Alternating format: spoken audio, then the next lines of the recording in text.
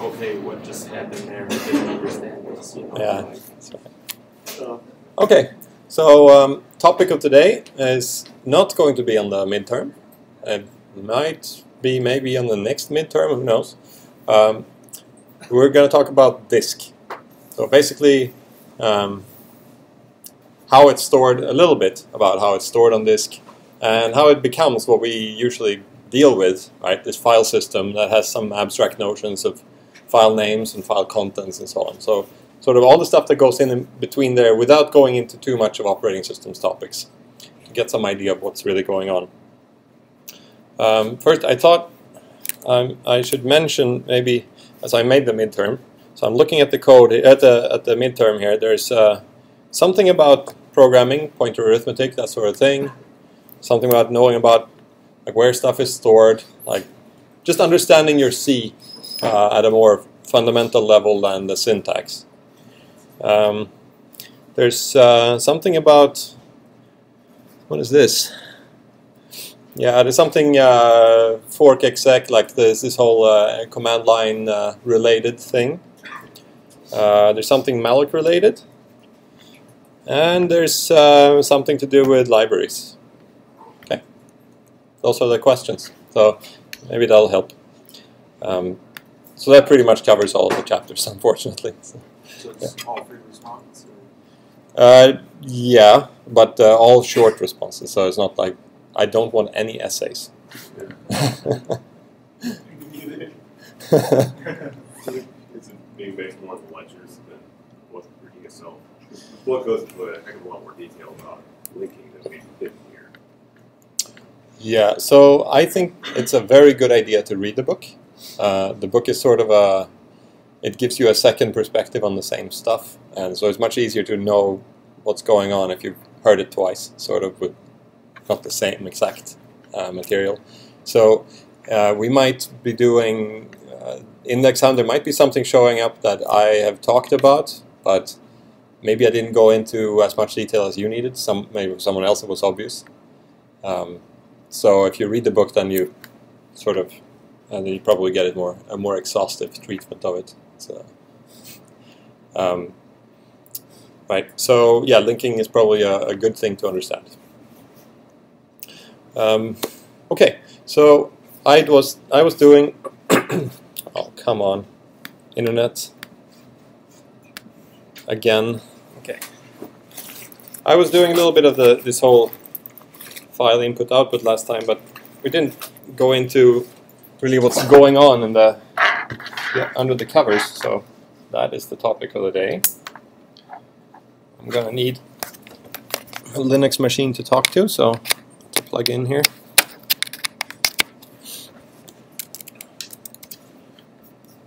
Okay.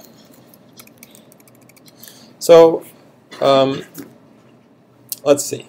So far, basically, what we've done on the user space end of things. How have we talked to files? Right? We say open a file with some file name. Actually, that's not a file name. It's really a file path. Right? It's the entire path, which is some string, right, with a bunch of string with some slashes. Right? And somehow that then gives us access to a file, and then we get a file descriptor. Let's see. So now we have a file descriptor, and that's not really the file that it's describing, right? It's pointing at a file,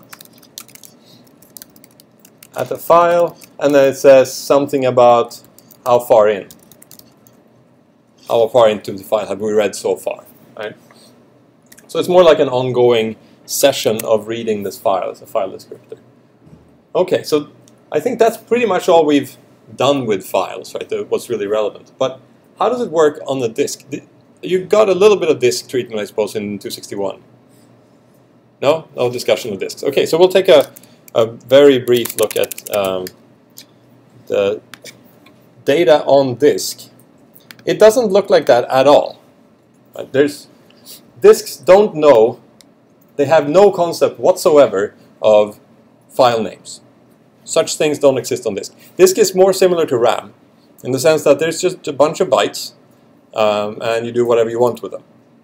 Now, with RAM, we have this extra benefit of this page table. There's memory protection with the RAM, so the way, and usually you don't want processes to share memory either. So the way we deal with it with RAM is we say, okay, you can have this piece, right? You get part of the overall machine RAM, and then the process does whatever it wants with that RAM, and it's protected against other processes messing with it.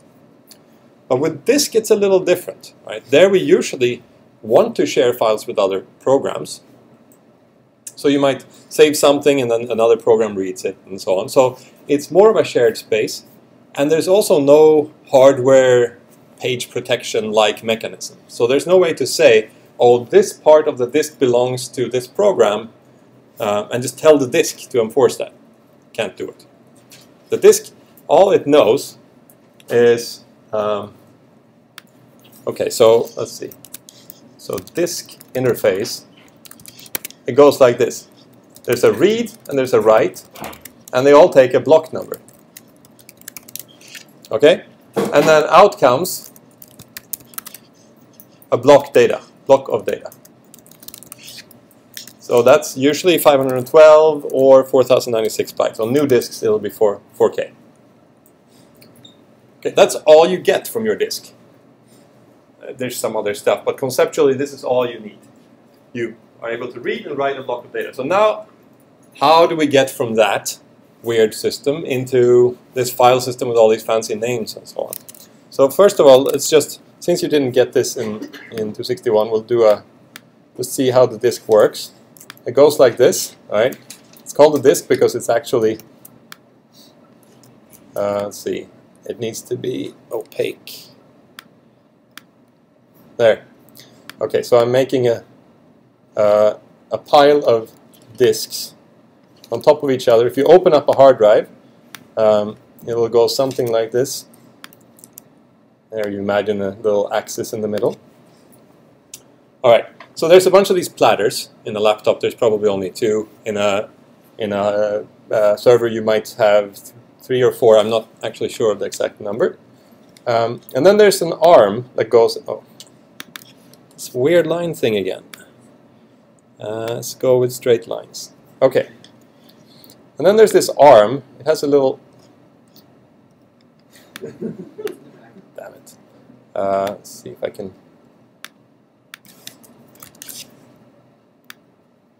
Okay, seems to work a little better. And we probably want a read head on there. Let's see. What does a read head look like? Maybe like that. Okay. So there's an arm that goes like this, and it can move. Let's see. It can move. Oh, right. Oh, it can't sit from the middle. It's okay. So it attaches out here. There we go. Now it makes sense. All right. So this arm is a constant length. It can go like this, right? So it can read from anywhere along the radius of the disk. And then disks are spinning at a constant rate. So they're always spinning. You've probably seen this 5,400 RPM, 7,200 RPM. So they're always spinning at a constant rate, no matter what you do. And then you can tell this arm to go sit somewhere. And this is called the cylinder. Right? So you say, oh, go cylinder this or that. That's how far from the center. And then you say, okay, and then we want a certain sector along that cylinder. And that is basically, you just got to sit there for a little while until the disk has spun around. And then when that cylinder shows up, then you read. Okay? Yep. Is there an arm between every disk? Yes. So the arm doesn't go between disks. There's an arm on both sides of every platter. Yeah. The bottom platter can be read and stored information independently on the top part of the platter. Yeah, all of the arms move together, as far as I know, on every disk I've seen. But yes, actually, what I think they do is they probably stripe across all of the arms, so they probably write one bit here, one bit there, like that. But I'm not sure about that. Okay. It would make sense, right? You get higher bandwidth that you read and write from all of them at the same time. Like for each platter, there's 1 or 2 arms on top. Like there are 2 arms on the top, and the platter sitting here, and then ready to both the top and the bottom of the same platter. Yeah, I believe so. Yeah. So I believe all these disks are two-sided, but it's probably not that important. Okay, so what is important, however, is moving this arm takes, from in a computer perspective, it takes forever. Right? Moving this arm, it could take, say, a millisecond to decide where you want it. So a millisecond, in that time, you can do 1,000,000 instructions, right, on a slow computer. Okay, so there's that. And then, of course, now you have to wait for the disk to spin around. And that also takes forever. If you want to divide, so let's see, 5,000 RPM per minute. Anyway, the numbers, it's something like 5 to 8 milliseconds. Right? 8 milliseconds on those 7,200 RPM drives in total. So you got about a millisecond to move the head, and then you got to wait, so that's going to be another 5 or 6 or so until you can actually read your sector, if you're unlucky. Right? Or actually, that's the average time. If you're unlucky, it's going to be double. If you're really lucky, it's going to be just a millisecond or so. Right? Okay, so disks are damn slow. They're not slow in the sense of reading a lot of stuff. If you fill the whole, your whole cylinder with lots of data that you want to read, it spins fast, and it's very high density. So you're going to get that data out in hundreds of megabytes per second on a nice fast drive, or 100 megabytes perhaps, which is really good. But getting to it, to actually find it, it's going to take you several milliseconds. So now imagine if you're jumping around. I want to read a little from here, a little bit from there, a little bit from here. You don't get almost any throughput at all. You get one block, 4 kilobytes, and then you have to spend 8 milliseconds finding the next 4 kilobytes. That's not good. Okay, so you have really high throughput, not compared to RAM, but you know, it's compared to networking, let's say, it's really good.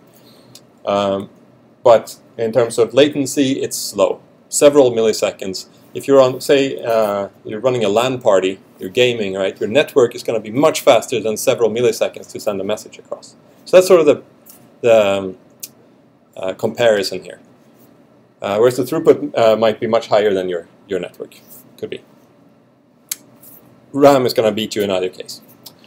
Okay, so that's the overall idea with disk. Now, to make things a little easier, things are complicated here. Like if you want to go with sectors that are based on number of degrees, they get very small here and they get big here. So it turns out there are more sectors at the outside than there are on the inside. So finding out which one, it's a huge pain. So the disks actually present a different interface here. They say, okay, I'm just going to number all of the blocks in this whole thing, and I just give you a number, and or you give me a number, and I'll return the appropriate sector.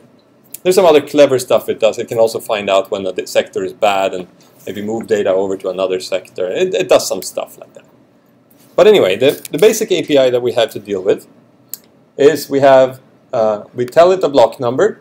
This is called LBA, logical block addressing. And back out comes either a ½ kilobyte or 4 kilobytes of data, depending on the type of disk.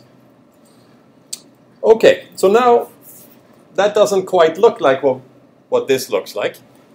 There's a few things that are interesting about those differences there. So let's go to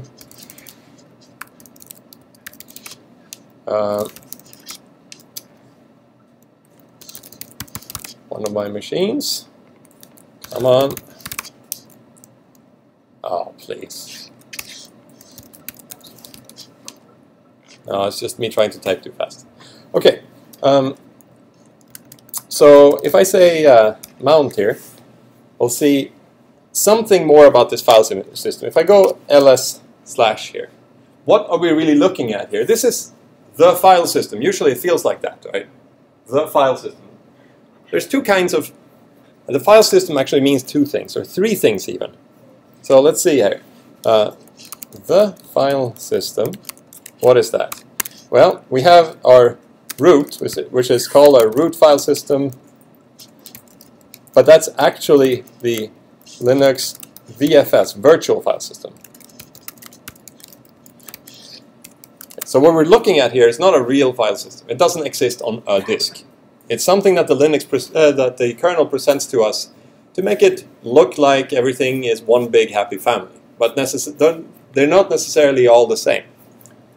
Okay, and then there's another thing. You've probably seen something called stuff that ends with FS. So ext3fs you may have seen, or maybe you've seen ntfs, or There's another one called FAT, right? Or there's this thing that goes on CD-ROMs. What is it? ISO 9660 or something like that. Okay, so they don't all end up with FS, unfortunately. So those are file system types. Okay, and then we also talk about a file system on a disk, right? So we format the disk, and then it becomes a file system. So we'll see what formatting means, but basically it's writing some metadata to some well-known parts of the disk. Okay, so the disk itself doesn't care, but the operating system knows that, okay, the first block, that one probably is important. Like in there, we'll keep some record of where the root directory is for this block, or what file system it is, things like that. What file system type it is. So usually, these are unfortunately used sort of interchangeably, but hopefully in the rest of the discussion it'll be obvious which one I mean. Okay, so now we're looking at what from a user's perspective is the file system. But really, if we run mount here, we're seeing that there's all sorts of other stuff going on. This is not a very interesting file system, unfortunately. Maybe I can, let me see if I can go to another one.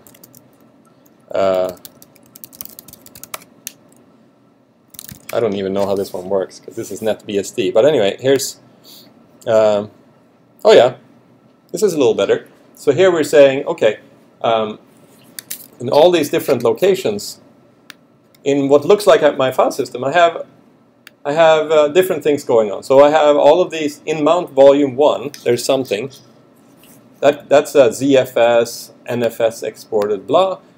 Here in etc, it comes from somewhere else. My var comes from somewhere else. These are different disks, different actual physical disks. All right.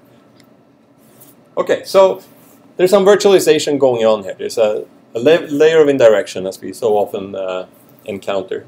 So what it looks like is at the top we have the virtual file system, which presents a common hierarchy, and also say imposes some requirements on underlying file systems.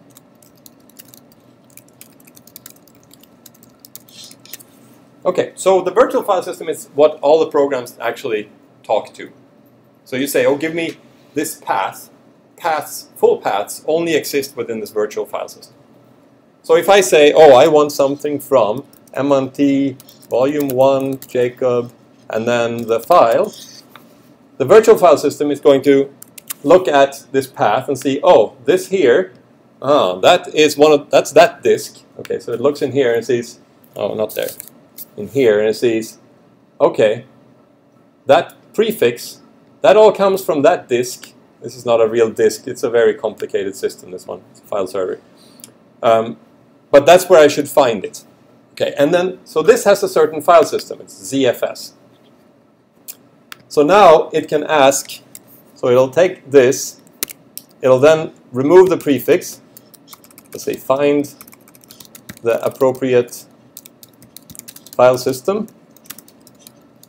real one, all right, and then ask file system for the file. Okay, so it removes this prefix here, and then it says, okay, ZFS, I want, from this disk, I want the file, right? And now it's up to the underlying ZFS, in this case, file system, to figure out, oh, the file, what does that mean? Right? So you're putting the entire hierarchy that belongs on that disk in one place in this virtual file system. Okay? This is called a mount point. But MNT volume 1 Jacob. Any directory can be a mount point. You say mount, and you say which disk, and you say where you want it. And now that just shows up in the virtual file system. Okay? But that's just a virtual file system. So what is it that a real file system implementation needs to be able to support? There's three main things going on here. We have our blocks. right? So you have to be able to actually, no, the disks themselves support blocks, but okay. Provide block numbers. So you have to say for a, okay, let me start over here. You have to be able to list the contents of a directory. So if you're a file system, you have to provide a function that implements, like, that takes a path in, let's say, and returns a list of all the files in that directory. Okay, so list directory contents. And what actually comes out is a list of name to inode number mappings. Okay, so now this inode number, that's something fairly curious. It's part of this DFS structure. That is the actual file. It's sort of metadata for the file. So given an inode, you have to be able to list block numbers contain the file. And then you have to, okay, so that's that one. Those are the main things that you have to be able to do as an underlying file system. Okay, so now you can imagine implementing your own pretend file system that if it's asked to list some directory contents, you list whatever, just some regular whatever names you want. You don't have to read it from a disk or anything. You just implement a function. You output some garbage. Okay, so now you're outputting some garbage with some names and some inode numbers. And then you also have to implement this, which says, given an inode number from this list here, you have to be able to say, oh, which blocks on the actual disk, if there was a disk, which blocks contain the file data, and then perhaps I should add this, read block data, given block number.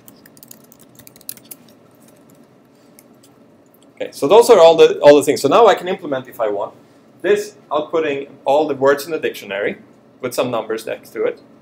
Here for the inode, now I have some numbers. If someone asks for a certain number, I look up the definition of whatever was in that dictionary for that dictionary word. I output that. No, sorry, one step in between. Now I have to say, oh, some block number, or maybe several block numbers that can hold this definition. And then finally the OS comes and tries to read this file. Then I just output some definition of the block, of the term in my dictionary. So it doesn't have to be at all disk-based. It can be anything you want. And in fact, in 385, we go and do that, implement sort of a weird pretend file system. Okay, so this is what all the different file system implementations like ext3 or NTFS and so on, that's all they do. Of course, there's a lot to it to actually do that right. If you want to make it fast, you want to make it robust and so on. So that's an operating systems topic. But I thought we will take a look a little bit under the covers now to maybe try to talk to this virtual file system, and then we'll also make a new ext2 file system and see if we can learn something about the structure on the inside. All right, so first of all, I didn't have time to do a read directory thing last time, so we'll just do a quickie there. Call it, yeah, whatever. Oh.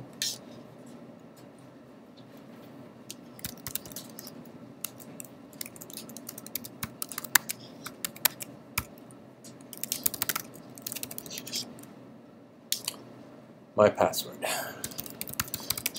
There we are. Okay. I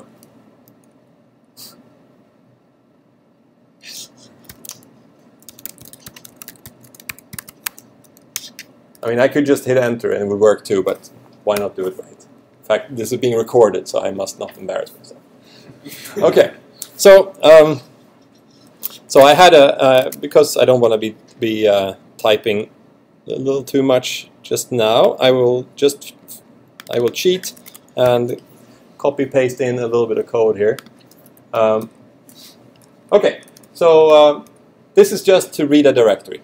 All right. So I wanted to show you what what happens. So this is one of those virtual file system functions that we are interacting with. Right? We're telling the virtual file system to list something, but the virtual file system will just look at the prefix and see, okay, who sits here, which file system, and then it'll call that file system's readdir function right away. Okay, so here I'm going to say, okay, I want to open my current directory. It's very much like how we deal with files, but there's a separate type for directories. They have slightly different buffering behavior and things, so they do it differently. Okay, and then I say readdir, and that reads out one directory entry. And does anyone remember what's in a directory entry? File. No. There's a file name and an inode number. Okay, so that's what we have to, it's actually on here. So when you do readdir, you get out a file name and an inode number. You do it again, you get another file name and an inode number until readdir returns 0 or null, right? And then we know there aren't any more files in that directory.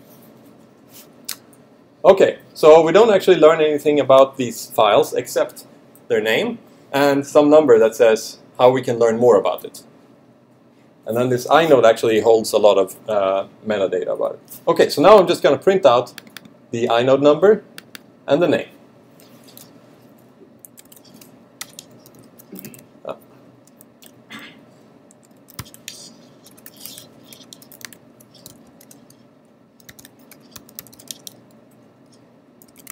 That's okay. All right. So, so let's compare the difference here. If I say ls, I get that. If I run my thing that seemed to be the same thing and get something different, what's going on? Any ideas? Lots of hidden folders. Yeah. If I -a, now it's starting to look quite a bit more similar. If I go ls minus ai, now it's starting to get pretty close. So here's our, let's see, less history. That's it, right? So the I there is for inode numbers. All right.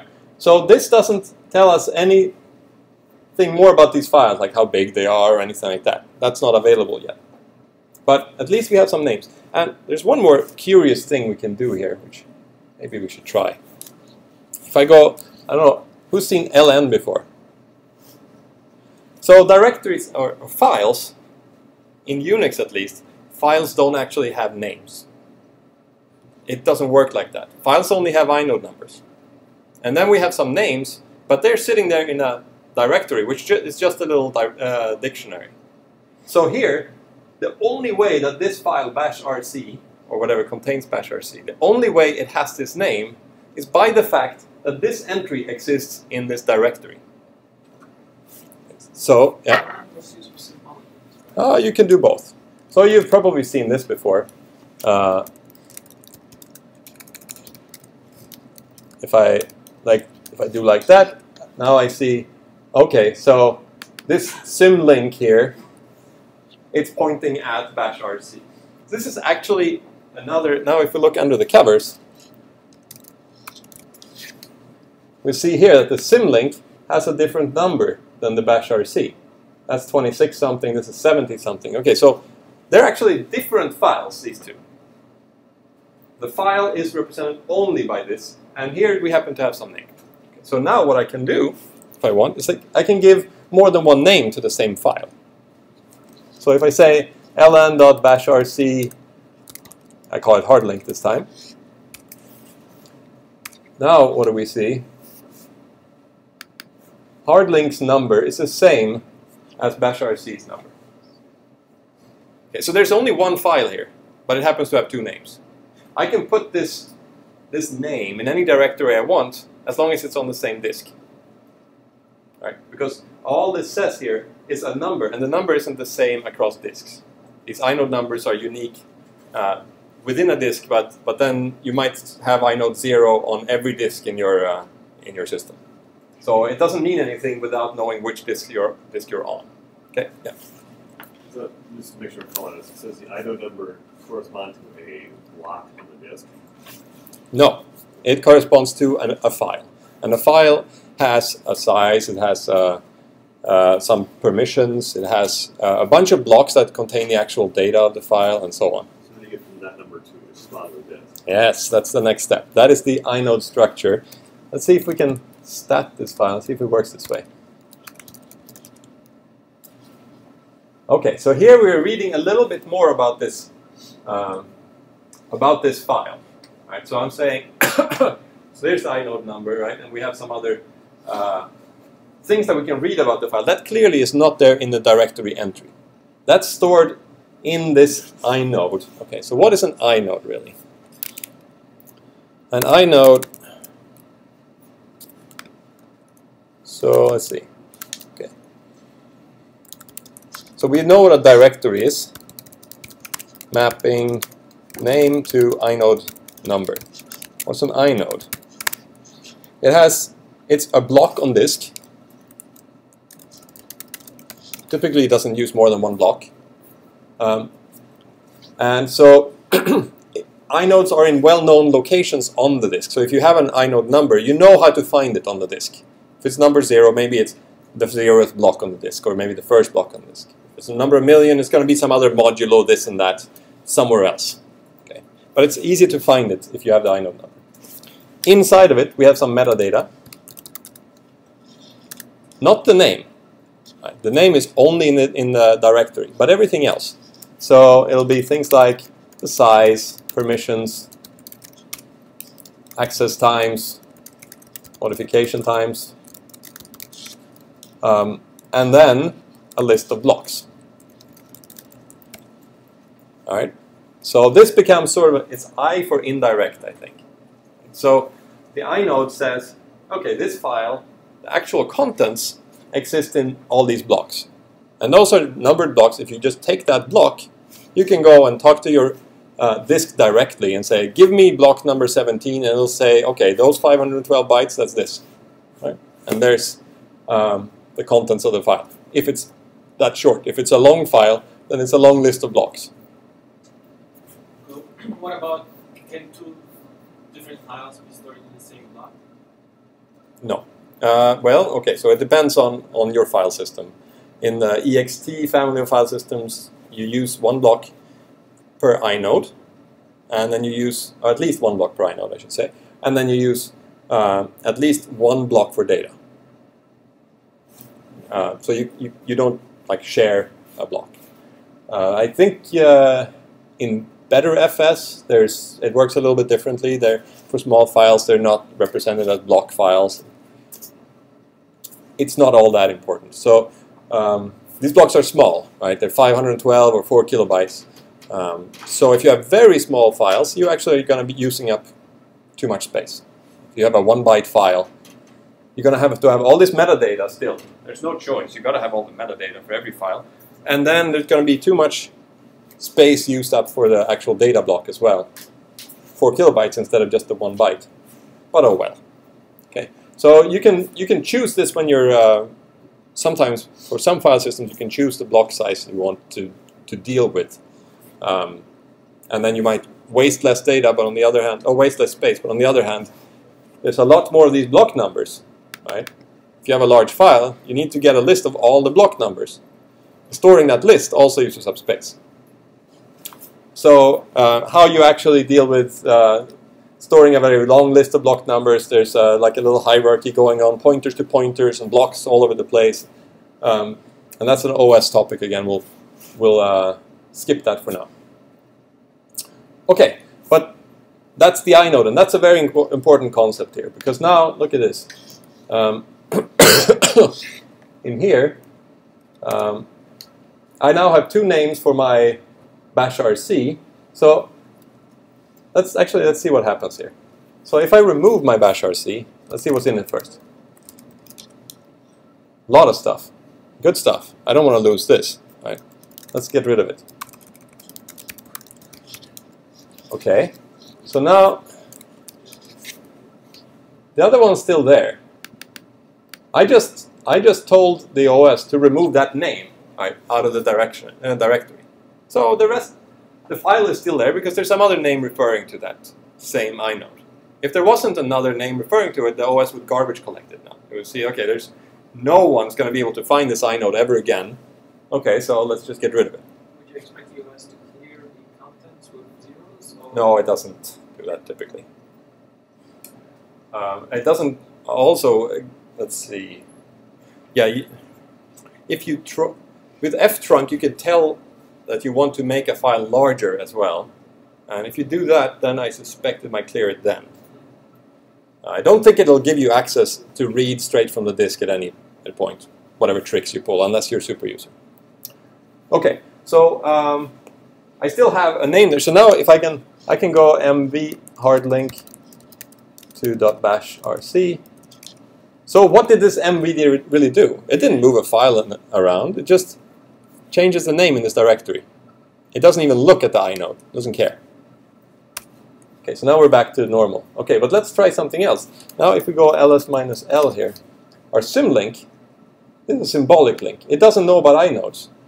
It says inside of its inode, actually, there's an inode for the symlink. Inside of there, it says, okay, this isn't a real file. You should go look at this path instead. So now what happens if I, again, move my bash rc? What happens if I try to cat my symlink? Right? Doesn't exist. So the symlink actually exists, but what it's pointing at doesn't exist. So that doesn't work. If I move it back here. So symlink actually points to the name rather than an actual inode. Exactly. So there's the context. Okay, so there's a big difference between symlinks and hard links. People don't usually use hard links just because they seem so mysterious. Right? If you don't know what's going on under the covers, don't use them, probably, because it's very confusing. Yeah. If you moved like your bash rc to a different folder with the symlink still point to Yeah, it's pointing to the local folder. So same problem. It doesn't know about the inode. Whereas if I move, oh yeah, we can try that. Let's make another .bash rc dummy. Okay, so now I have a dummy. What if I now move my .bash rc to, oh.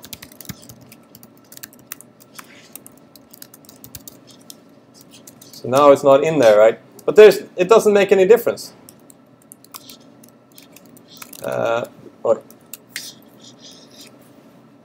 Because this dummy is still referring only to a number.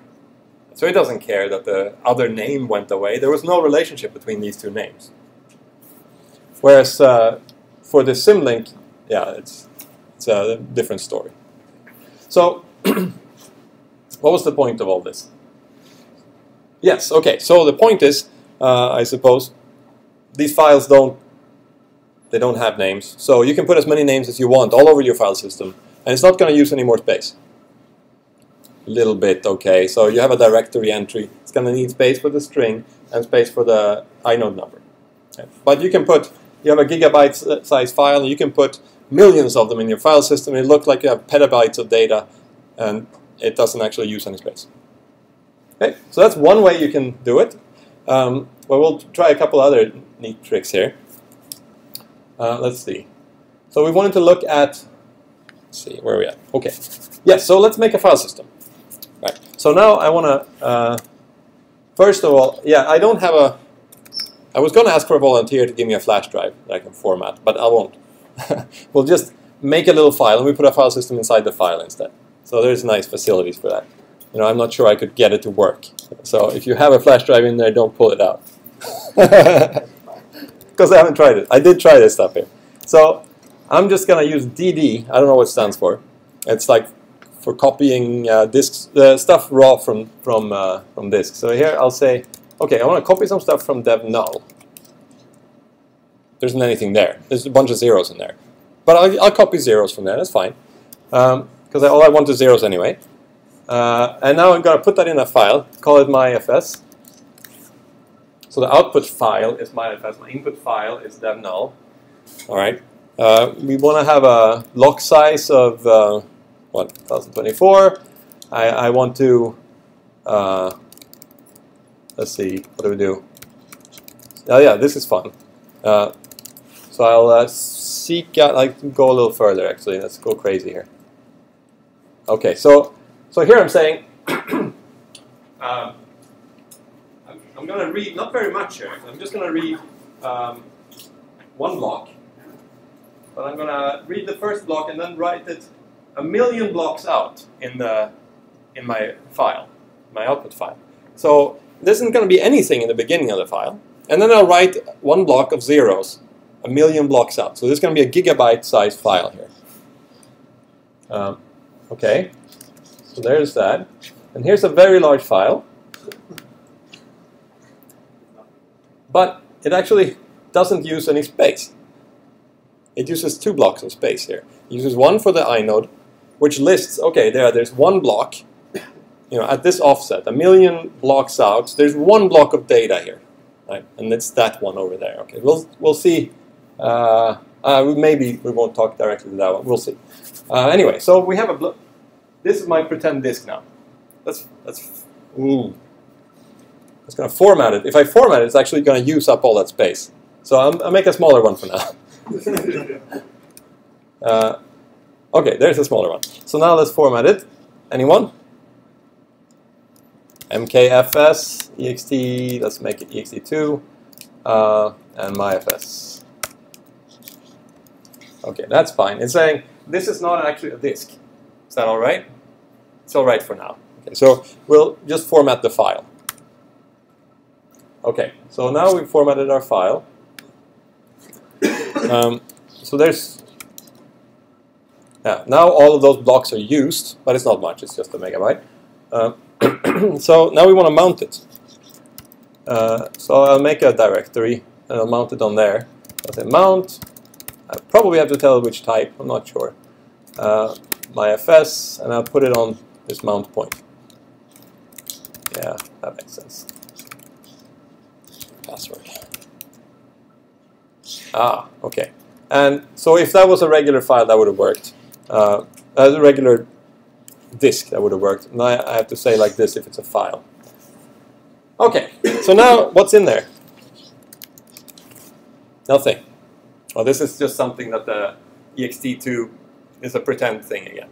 It doesn't actually exist on disk yet. When you mount it on a directory, what does that do? That is the VFS thing, the virtual file system thing. So now if I say mount, see here, it says, okay, home Jacob mount. You about this, you can mount. Okay. Yeah.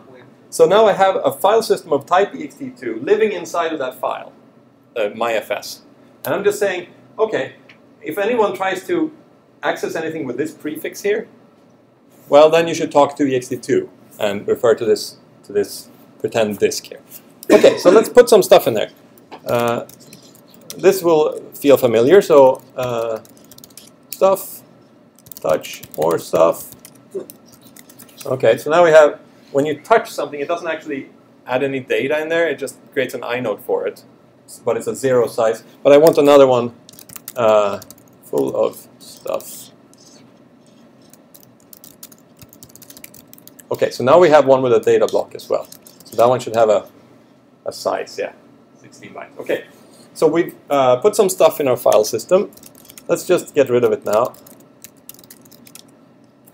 And I thought we could see what, like, we could go strings, MyFS.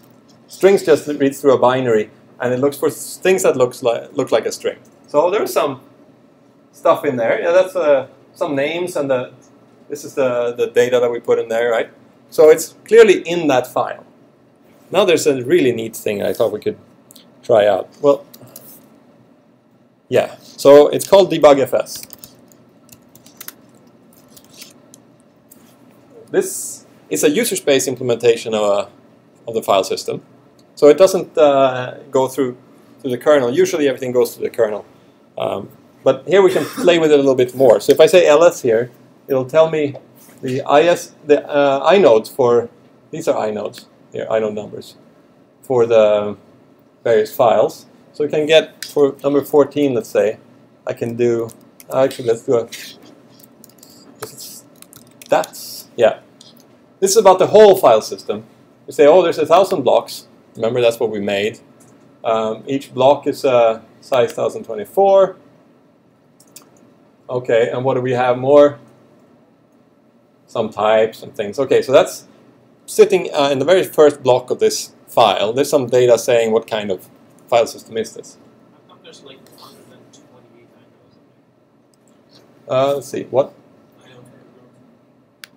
That's per group, and then you have a whole bunch of groups probably. How many groups? I can't see it. Anyway, so that's the maximum number of files you can have in your file system. Inodes get pre-allocated. In this file system, they're pre-allocated. There's so many. Not that many. Okay, so let's take that a little further. Oh yeah, so an inode here, that's interesting. So the inodes actually don't use a whole block. That's helpful. It's 128 bytes. So you can pack in several in one block. That's nice of them.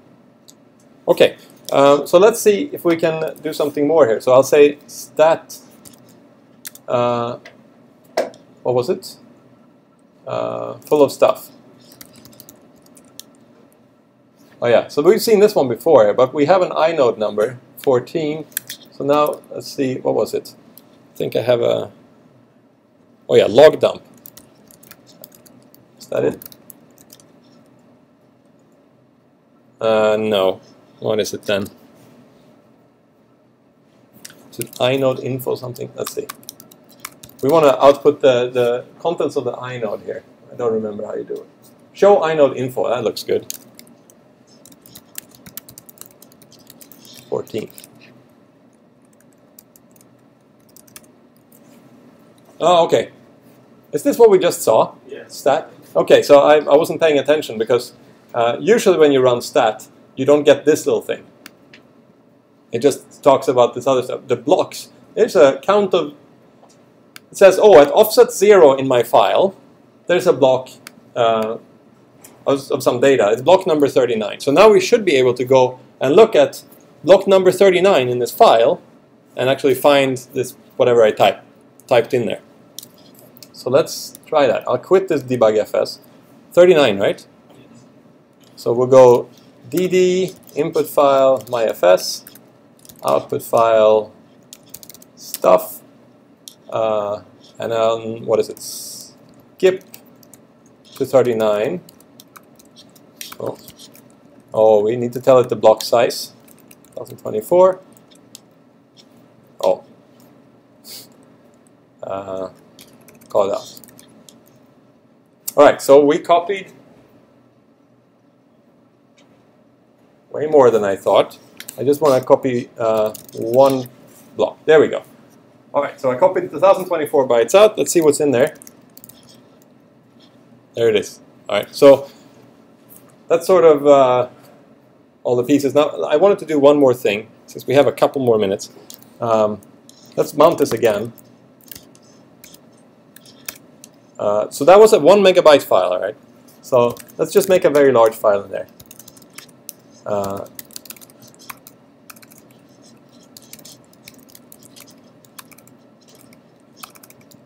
Huge. Seek. Count 1. Okay, so DD has a kind of archaic syntax, but you'll have to roll with it here. That's how many blocks do I want to read from IF and write to OF. And seek just says, oh, you want to skip this far into the output file. There's also one called skip, and that one refers to the input file. Like, I don't want the first few blocks. In this case, I think the first block of dev null is as good as any other block of dev null. So here we go.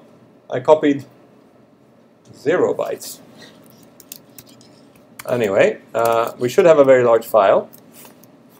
So now let's try this with debug.fs. And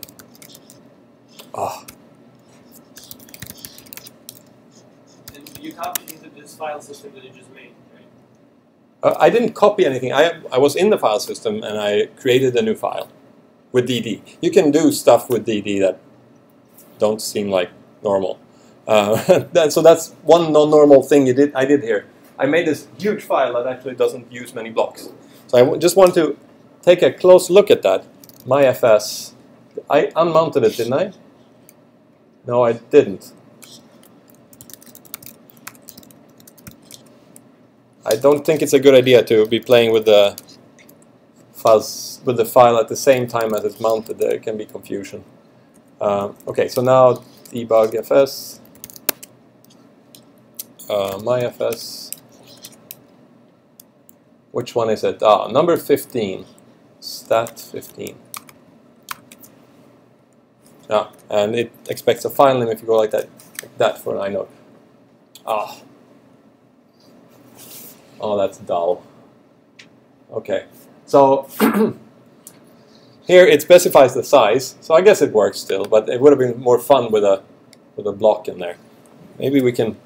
You got it through another. No, that's not it. The problem is it didn't actually write anything. It somehow realized that dev null isn't that interesting, so there wasn't anything to write. So it didn't write. I should have gone from random or something, but we're out of time. So here, it says the size is this big. Right? And in here, it says, like, where's the actual data? But there isn't any actual data. So it could say, oh, offset 1,000,000. That block is over there. Right? And then we'd be able to read that block and get something other than zeros. Otherwise, if you try to read anything else, you get zeros out. Okay, so that's the file system for this class. And next time is the midterm, of course. It'll use up all of the class, so please come on time.